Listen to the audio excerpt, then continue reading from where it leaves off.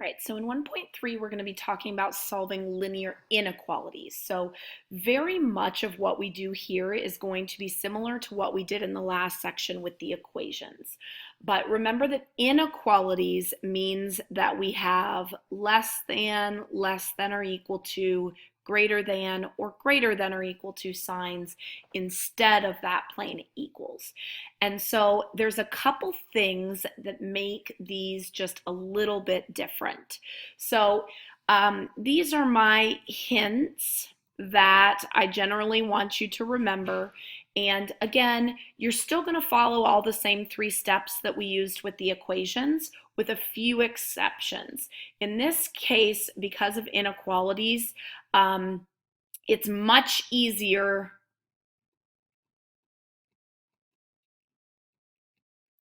if variables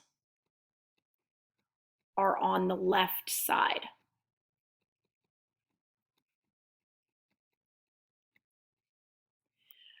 With equations, it really doesn't matter. With inequalities, it's a lot easier just because we have to graph them sometimes, and the graphing really is based on them being on the left.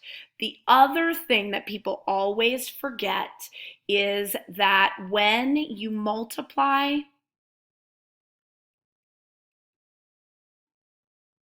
or divide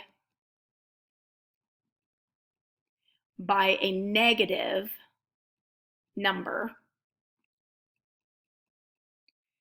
you must flip the symbol.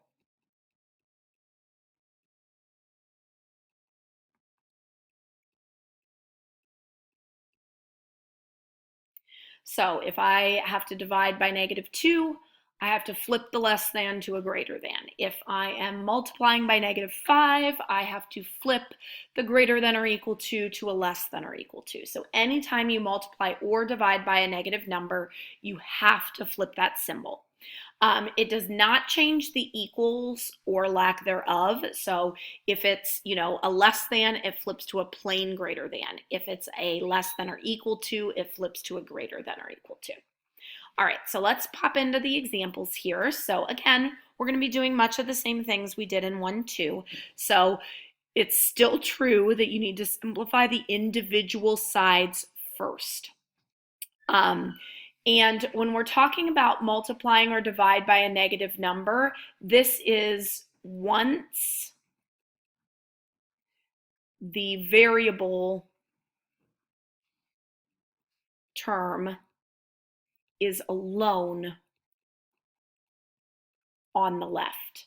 So right now, I'm about to distribute a -3.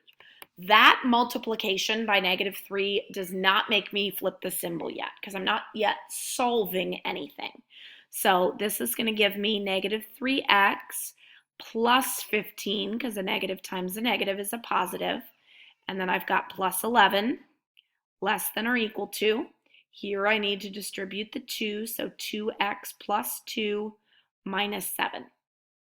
Now combine like terms on the individual sides. Remember, we don't move things from side to side till we've got the individual sides simplified.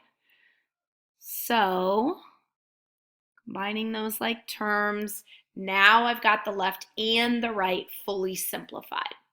So again, now I definitely want variables on the left. So I've got a variable on the right side. I'm going to use my opposite operation of subtraction to move that over. Subtraction does not flip a symbol. Subtraction cancels these out.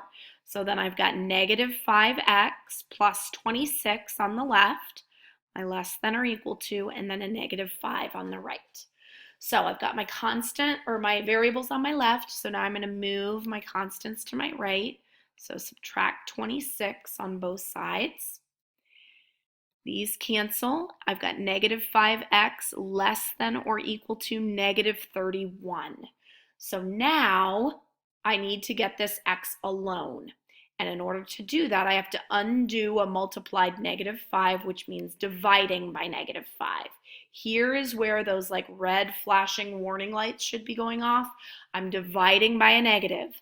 So that means that yes, -5 divided by -5 cancels out and x is alone, but I have to flip this symbol. So it becomes now a greater than or equal to. And then we talked about this in the last lesson. Do not use decimals unless they specifically tell you to or unless it's a real life situation. This is neither of those. So the only simplifying I can do, because 31 isn't divisible by 5 and 5's prime, but I can simplify the two negatives. Two negatives make a positive. So my answer to the inequality is x greater than or equal to 31 over 5. So in part B, it asks us to graph the inequality from part A.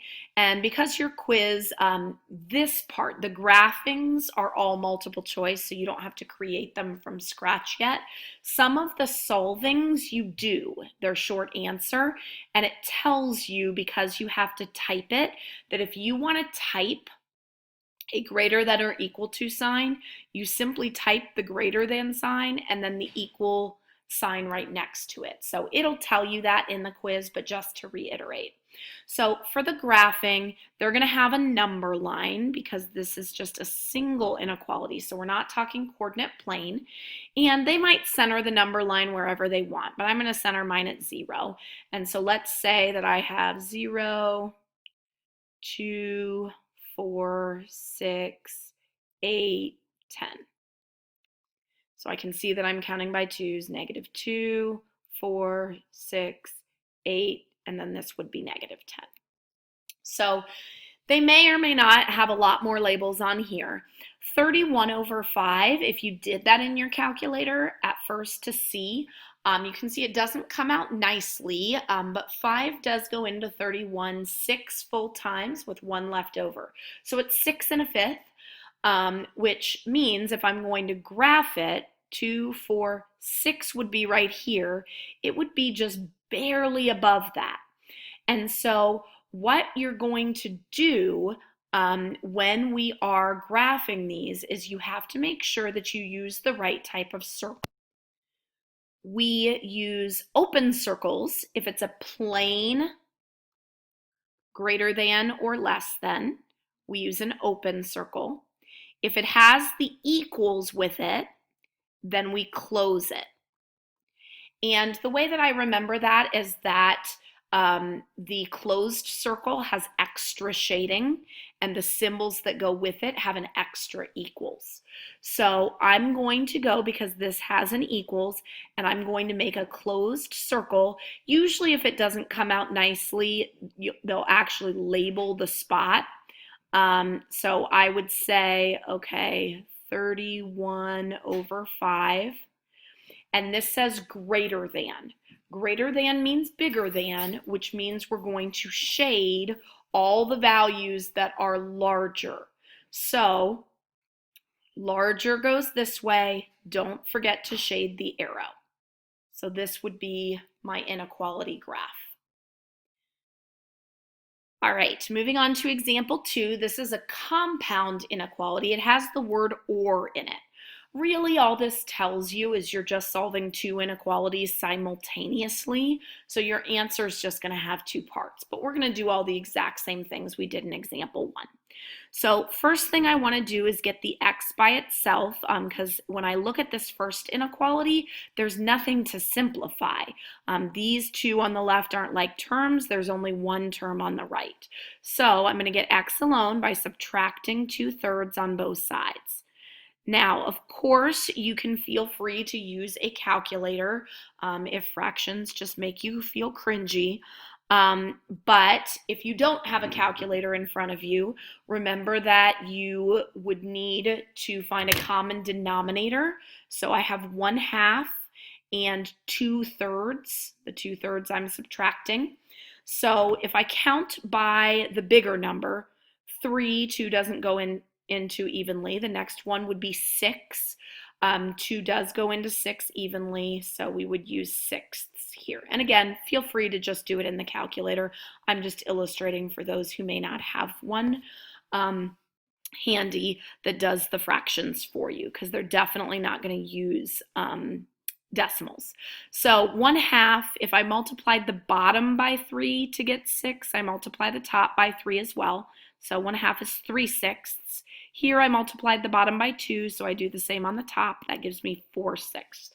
3/6 minus 4/6 is -1/6. So my first part of the compound inequality is x is less than -1/6. Now I solve the other piece. Again, everything on the left is fully simplified, no like terms to combine, same on the right. So I'm just going to go ahead and use my opposite operation of adding 2. So I'm going to have x is greater than, and now I just need to complete this. I have -5/6 plus 2. Remember that it's 2 over 1. So I can just make my common denominator 6. So -5/6 plus blank sixths. So here I multiplied by 6, so do the same on the top. -5/6 plus 12/6 gives me 7/6. So here is my answer. The whole thing, including the word or. Now, when we go to graph these, if you have an or, your graph will have 2 pieces. Sometimes, so we have graphs, and I'll show you in a second what a different one would look like. But on this one, and I'm going to use a smaller scale here since I have small numbers, but let's say this is 1 and this is 2. So -1, -2. So -1/6 is very close to 0. So this would be -1/2, and I'm a lot smaller than that. So it's a plain less than. So I'm going to do an open circle. It's -1/6. Less than means left. So this would shade to the left. Then I go over here, 7/6, that's 1 and 1/6. So that means that I'm a little bigger than 1. This one also is a plane, so it's an open circle. And greater than would mean to go to the right. So I have 2 separate pieces where they're going to kind of both ends of the arrow. There are situations where you end up with shading that looks, something like this, where it's between. Those ones are what we call conjunctions, and they would have the word and in them. They wouldn't have the word or. So if it has the word or, you're going to be looking for a graph that has 2 separate ends. If it had the word and, you'd be looking for something in the middle. All right, last one. Word problem: a pharmaceutical sales representative earns $375 per week plus 20% of her sales. Write an inequality that you could use if you wanted to find out how much she'd need in sales to make at least $550 per week. So I wanted to go over a word problem because at least, keywords like that are important. So if it says no more than, that would mean, a less than or equal to. At least means greater than or equal to. So we want to write the inequality. So what she's making, it says she's going to make $375. That's just a flat rate, plus 20% of her sales. So of in general means to multiply, and 20% as a decimal would be 0.2. 0.20. You can put the 0 if you want. You don't really need it.